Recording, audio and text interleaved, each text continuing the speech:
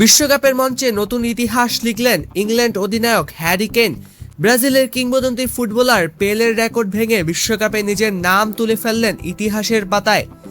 একসময় মনে হচ্ছিল এই ম্যাচে বিদায় নিতে হতে পারে ইংল্যান্ডকে, কারণ ম্যাচের ৭৪ মিনিট পর্যন্ত ১-০ গোলে পিছিয়ে ছিল থ্রি লায়ন্স।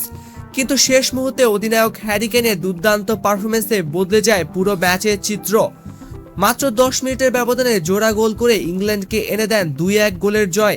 এর মধ্যে ৮৬তম মিনিটের গোলটি ছিল বিশেষ।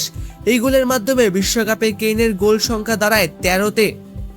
আর এতেই তিনি পেছনে ফেলেন ব্রাজিল কিংবদন্তি পেলেকে, যার বিশ্বকাপে গোল ছিল ১২টি।